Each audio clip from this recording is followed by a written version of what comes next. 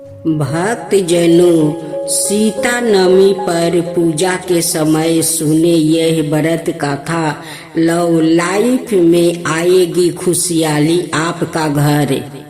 धार्मिक कथाओं के अनुसार सीता नवमी के दिन माता सीता की पूजा करने से जीवन के सभी दुख दूर हो जाते हैं और लव लाइफ में खुशियाँ का आगमन होता है। लाइफ में हमेशा खुशहाली बनी रहती है। हिंदू धर्म में वैशाख माह की शुक्ल पक्ष की नवमी तिथि के दिन सीता नवमी का व्रत रखा जाता है। इस दिन माता सीता का जन्म हुआ था। ऐसा माना जाता है कि सीता नवमी के दिन माता सीता की पूजा करने से जीवन के सभी दुख दूर हो जाते हैं और जीवन में खुशियाँ का आगमन होता है। इस साल सीता नवमी 16 मई दिन गुरुवार को है। मानता है कि सीता नवमी के दिन माता सीता की पूजा करने से साथ ही इस दिन से जोड़ी व्रत कथा बढ़ने से लोगों को पापों से मुक्ति मिल जाती है। पौराणिक कथा के अनुसार मरवाड़ क्षेत्र में देवचंद नाम का एक ब्राह्मण रहता था और उसकी पत्नी थी शोभना जो बहुत सुंदर थी। जहाँ एक और ब्राह्मण देवचंद पूजा पाठ और अच्छे कर्मों को करने में लीन रहता था, वही पत्नी शोभना अपनी सुंदरता में ही खोए रहती थी। शोभना को ऐसा लगता था कि एकमात्र वही है, समस्त संसार में खूबसूरत है। ब्राह्मण की पत्नी अपनी सुंदरता के घमंड में अक्सर दूसरों के साथ बुरा व्यवहार करती थी और दूसरों को अपने समक्ष तिरछित समझती थी। एक दिन गांव में कुछ कन्या आई जो सुंदरता में उससे भी कई अधिक थी। ब्राह्मणी को यह अच्छा नहीं लगा और उसने क्रोध और हिंसा में पूरे गांव को ही कुछ लोगों द्वार जलवा दिया था। इसके बाद समय आने पर ब्राह्मणी की भी मृत्यु हो गई, लेकिन अगले जन्म में वो चंडालिन बनी और अपने जीवन में कई कष्ट भुगतने लगी। चंडाल समूह में जन्म लेने के कारण उसे हमेशा तिरस्कार ही मिलता था, लेकिन इस जन्म में वो माता सीता की परम भक्त निकली। एक दिन चंडालिनी ने अपने कष्टों को माता सीता की प्रतिमा के आगे बताया। तब चंडालिन को माता सीता की कृपा से अपना पूर्व जन्म याद आया। चंडालिन को बहुत दुख हुआ और उसने पश्चाताप करने का निर्णय लेते हुए वैशाख माह की नवमी के दिन व्रत रखना शुरू किया था। माता सीता उसकी भक्ति से प्रसन्न हुई और धीरे धीरे उसको पापों से छुटकारा मिल गया। तभी से सीता नवमी के दिन माता सीता की पूजा शुरू हुई थी। सीता नवमी व्रत रखने से वैवाहिक जीवन में खुशहाली आती है और पति पत्नी के बीच प्रेम और स्नेह बढ़ता है।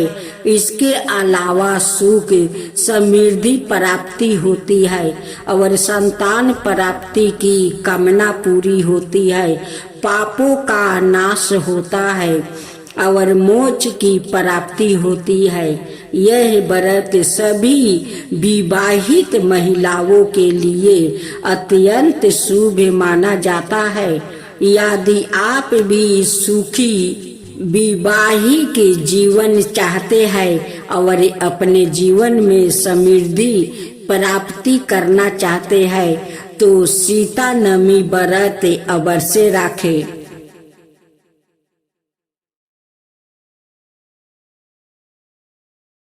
माँ सीता की जय हो, माँ सीता की जय हो।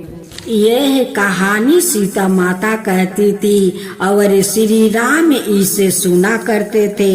एक दिन श्री राम भगवान को किसी काम के लिए बाहर जाना पड़ा तो सीता माता कहने लगी कि भगवान, मेरा तो 12 वर्ष का नित नियम है, अब आप बाहर जाएंगे तो मैं अपनी कहानी किसे सुनाऊंगी। श्री राम ने कहा कि तुम कुएं की पल पर जाकर बैठना जाना और वहाँ जो औरत पानी भरने आएगी उन्हें अपनी कहानी सुना देना। सीता माता कुएं की पल पर जाकर बैठ जाती है। एक स्त्री आई, उसने रेशम की जरी की साड़ी पहन रखी थी और सोने का घारा ले रखा था। सीता माता उसे देख कहती है कि बहन, मेरे 12 वर्ष का नित नियम सुन लो। पर वो स्त्री बोली कि मैं तुम्हारी नित नियम सुनूंगी तो मुझे घर जाने में देर हो जाएगी और मेरी सासू मुझसे लड़ेगी। उसने कहानी नहीं सुनी और चली गई। उसकी रेशम जरी की साड़ी फट गई, सोने का घारा मिट्टी के घड़े में बदल गया। सास ने देखा तो पूछा कि यह किसका दोष अपने सिर पर लेकर आ गई है। बहू ने कहा कि कुएं पर एक औरत बैठी थी, उसने कहानी सुनने के लिए कहा लेकिन मैंने सुनी नहीं, जिसका कारण यह फल मिला है। बहू की बात सुनकर अगले दिन वही साड़ी और घारा लेकर सासू कुएं के पल पर गई। सास को वही माता सीता बैठी मिली तो माता सीता ने कहा कि बहन, मेरी कहानी सुन लीजिए। सास बोली कि एक बार छोड़ मैं तो 4 बार कहानी सुनूंगी। राम आए, लक्ष्मण आए, देश के पूजेरी आए, नीत नियम का नियम लाए, आओ राम बैठो राम, तपी रसोई जियो राम, माखन मिश्री खाओ राम, दूध बतासा पियो राम, सुत के पल का पोढ़ो राम, साला दुसाला पोढ़ो राम, साला दुसाला ओढ़ो राम। जब बोलो जब राम ही राम, राम संवारे सबके काम, खाली घर भंडार भरेंगे, सबका बेड़ा पार करेंगे। श्री राम जय जय, श्री राम जय जय, श्री राम जय जय, श्री राम जय जय। सास बोली कि बहन, कहानी तो बहुत अच्छी लगी। कहानी सुनकर सास घर चली गई और उसकी साड़ी फिर से रेशम जरी की बन गई। मिट्टी का घारा फिर सोने के घड़े से बदल गया। बहू कहने लगी, सासू माँ, आपने ये सब कैसे किया? सास ने कहा कि बहू, तू दोष लगा के आ गई थी और मैं अब दोष उतार कर आ रही हूँ।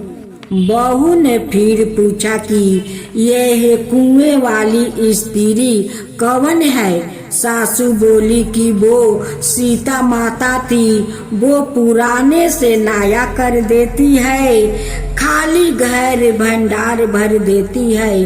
वो लक्ष्मी जी का वास घर में कर देती है। आदमी की जो भी इच्छा हो उसे पूरा कर देती है। बहू बोली कि ऐसी कहानी मुझे भी सुना दो। सासू बोली कि ठीक है, तुम भी सुनो। और सास ने कहानी शुरू की। राम आए लक्ष्मण आए, देश के पुजारी आए, नीत नियम का नियम लाए। आओ राम बैठो राम, तपी रसोई जियो राम, माखन मिश्री खाओ राम, दूध बतासा पियो राम, सुत के पल का पोढ़ो राम, साला दुसाला पोढ़ो राम, साला दुसाला ओढ़ो राम। जब बोलो जब राम ही राम, राम सवारे सबके काम। खाली घर भंडार भरेंगे, सबका बेड़ा पार करेंगे। श्री राम जय जय राम। कहानी सुनकर बहू बोली कि कहानी तो बहुत अच्छी है। सास ने कहा ठीक है, इस कहानी को रोज कहा करेंगे। अब सास बहू रोज सवेरे उठती, नहाती धुआती और पूजा करने के बाद नित्य नियम की सीता की कहानी कहती। एक दिन उनके यहाँ एक पड़ोसिन की औरत आई और बोली कि बहन जरा सी आँच देना। तो वो बोली कि आँच तो अभी हमने जलाई ही नहीं। पड़ोसन ने कहा कि तुम सुबह 4 बजे से उठकर क्या कर रही हो? फिर उन्होंने कहा कि सुबह से उठकर हम पूजा करते हैं, फिर सीता माता की नित्य नियम की कहानी कहते हैं। पड़ोसन ने उनकी बात सुनकर फिर कहा कि सीता माता की कहानी कहने से तुम्हें क्या मिला? वो बोली कि उनकी कहानी कहने से घर में भंडार भर जाते हैं, सारे काम सिद्ध हो जाते हैं, मन की इच्छा भी पूरी होती है। पड़ोसन कहती है कि बहन ऐसी कहानी तो मुझे भी सुना दो। फिर वो बोली कि ठीक है, तुम भी यह कहानी सुन लो। राम आए लक्ष्मण आए, देश के पुजारी आए, नीति नियम का नियम लाए। आओ राम बैठो राम।